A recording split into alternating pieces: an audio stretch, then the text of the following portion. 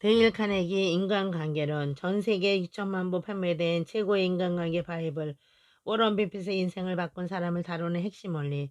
성공하고 싶다면 친구를 만들고 사람들을 설득하라. 모든 성공은 사람과의 관계에서 시작된다. 1930년 초판 완역본, 워런 버핏 추천 도서, 타임지 선정 최고의 자기계발서. 지은이 데일 카네기 1888년 미국 미주리주에서 가난한 농부의 아들로 태어났다. 새벽 3시부터 농사일을 도와야 하는 어려운 환경 속에서도 배움에 대한 그의 열의는 식지 않았다. 카네기는 어렸을 때부터 사람들 앞에서 말하기를 즐겼으며 학교 토론팀에서 활발하게 활동했다. 워런스버그 주립 사범대학을 졸업한 후에는 교사, 세일즈맨 등 사람을 대하는 다양한 직업을 거쳤다. 세일즈맨 생활을 은퇴한 뒤에 생활고를 겪기도 했으나 1912년 YMCA에서 대화 및 연설 기술을 강연하면서 일생의 전환점을 맞이했다. 그때까지 성인들을 대상으로 인간관계에 대해 알려주는 강연은 전무했다. 카네기의 강의는 풍성한 사례와 함께 당장이라도 적용할 수 있는 실용적인 원칙들을 제시했고 대중들은 이에 열광했다. 그의 강연은 사람들이 자신의 경험과 성취를 나누는 나눔의 장이 되었다. 이어서 그는 카네기 연구소를 설립해 인간 경영과 자기개발 분야에서 기념비적인 업적을 남겼다. 처세, 자기관리, 화술, 리더십 등에 대한 그의 가르침은 지금까지도 수많은 사람들을 성공으로 이끌고 있다. 카네기의 책들은 핵심을 찌르는 원칙들로 정평이 나 있다. 그가 펴낸 책 중에서도 데일 카네기 인간관계론, 데일 카네기 자기관리론, 데일 카네기 성공대화론 3부작은 불의의 고전으로 평가받고 있으며 특히 데일 카네기 인간관계론은 처음 출간된 이래 전 세계적으로 6천만 부 이상 판매된 최고의 인간관계 바이블이다. 옴기니 임상훈 서강대학교 영문과를 졸업하고 같은 대학원에서 영문학 박사 학위를 받았다. 동료 번역가들과 번역인이라는 작업실을 꾸려 활동 중이다. 사람들의 마음에 다가가는 번역을 위해 힘쓰고 있으며 옮긴 책으로 담론이란 무엇인가, 문학에서 문화연구로, 굴소년의 우울한 죽음, 더 어글리, 추의 문화사 등이 있다.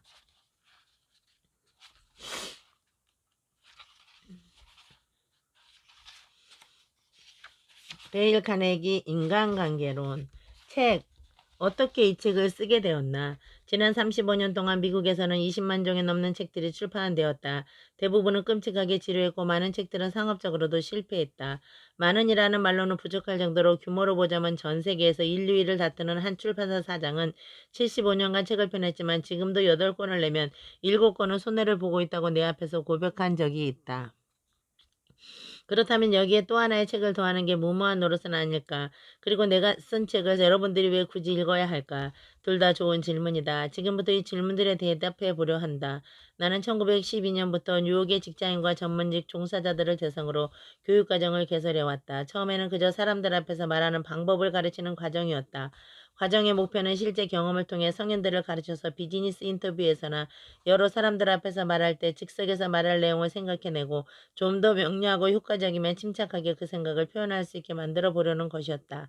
하지만 가정이 반복될수록 조금씩 나는 이 성인들에게 효과적인 말하기 훈련만큼이나 절실하게 필요한 것이 있다는 사실을 깨닫게 되었다.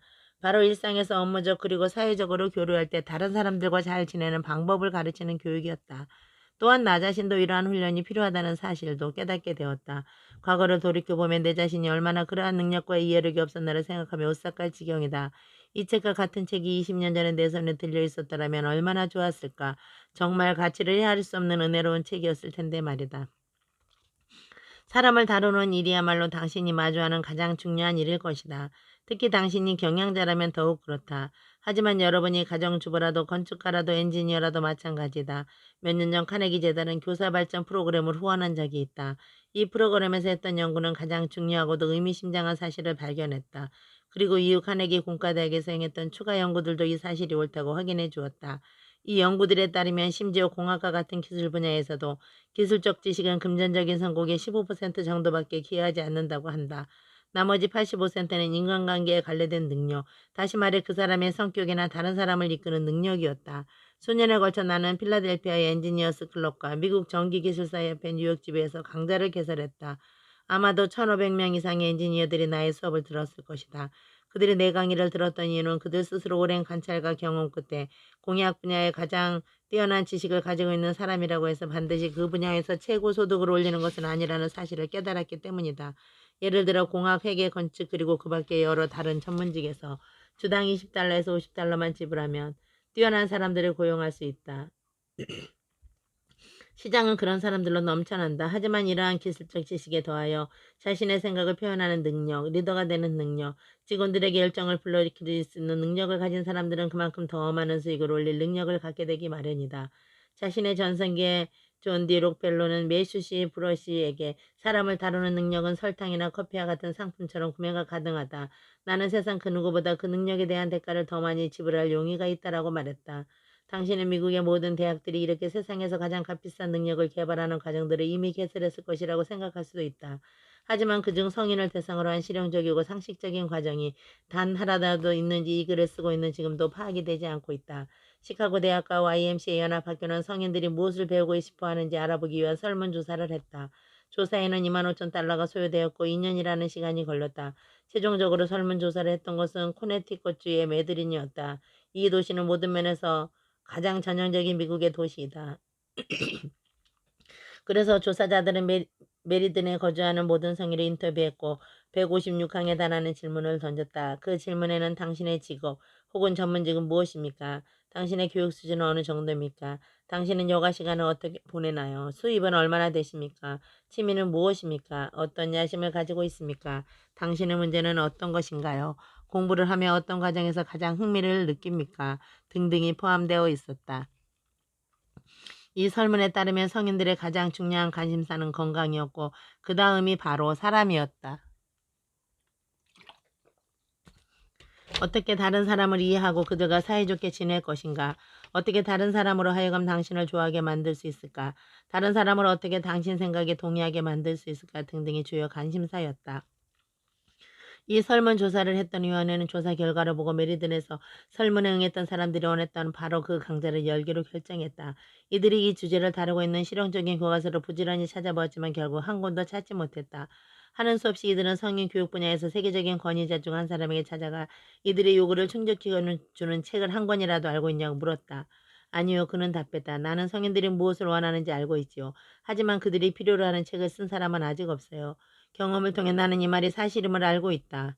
나 자신도 오랫동안 실용적이고 효과적인 인간관계 핸드북을 찾아보려 애써왔기 때문이다.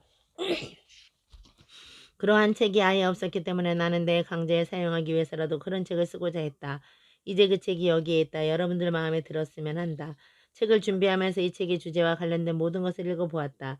도로시 딕스, 가정법원의 기록, 페어런츠 매거진, 오버스트릿 교수, 알프레드 아들러, 윌리엄 제임스 등 다양한 글들이었다. 거기에 더해 숙련된 연구원을 고용하여 1년 반에 걸쳐 여러 도서관에서 혹시 내가 놓쳤을 수도 있는 모든 것을 찾아보게 했다.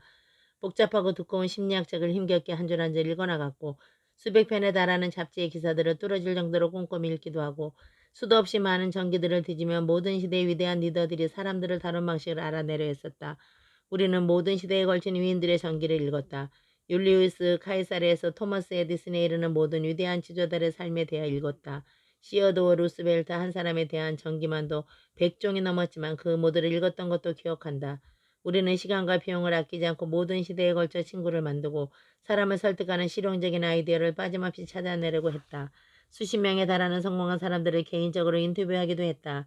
그 중에는 발명가 마르코니, 정치가 플랭크리디, 루즈벨트, 사업가 오원디, 영화배우 클라이크 케이블과 메리 픽포드, 탐험가 마틴 존슨과 같이 세계적으로 유명한 사람들도 있었다. 인터뷰를 통해 이들이 인간관계에 사용하는 방법들을 알아내려 노력했다. 이 모든 자료들을 가지고 나는 짧은 이야기를 준비했다. 그리고 그 이야기를 친구로 만들고 사람을 설득하는 법이라고 이름 붙였다. 나는 짧은이라고 말했다. 하지만 처음에는 짧았던 이 이야기는 얼마 안가 1시간 하고도 30분이 걸리는 강연으로 확장되었다. 이 강연을 바탕으로 수년간에 걸쳐 뉴욕의 카네기 연구소에서 성인들을 대상으로 매 시즌마다 강좌를 개설했다. 나는 강좌를 듣는 사람들에게 업무적 그리고 사회적으로 사람들과 접할 때 이 원리들을 실험해보고 그들이 겪었던 일과 성취한 결과에 대해 강의실에서 들려달라고 주문했다. 흥미로운 숙제였다. 자기계발에 목말라 있던 사람들은 새로운 종류의 실험실에서 일하고 있다는 생각이 흡족해했다. 최초이자 유일한 성인을 위한 인간관계 실험실 말이다. 이 책은 일반적인 책처럼 쓰이지 않았다. 이 책은 마치 아이들이 자라나도 성장한 책이다. 이 책은 실험실에서 수천 명에 달하는 성인들의 경험 속에서 자라나고 성장했다. 몇 년 전 우리는 우편이 없어 정도 크기의 일련의 규칙을 인쇄해 놓은 카드를 가지고 시작했다. 다음 시즌에 우리는 카드 사이즈를 조금 키웠다. 그 다음 시즌에는 낱장 인쇄물, 그 다음에는 일련의 소규모 책자로 매년 규모와 범위가 확장되었다. 그 15년간의 연구와 실험 끝에 이 책이 나왔다. 우리가 여기서 제시하는 원리들에 대해 그저 막연한 이론이나 추측에 지나지 않는다고 생각해서는 곤란하다. 이 원리들은 마치 마술과 같은 효과를 낸다.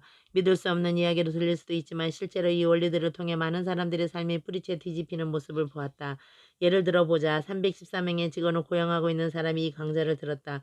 그는 수년간에 걸쳐 아무런 생각도 없이 지나칠 정도로 자신의 직원들을 닥달하고 비판하고 비난해왔다. 친절, 이해와 격려의 말과 같은 것은 그에게서 기대할 수 없었다.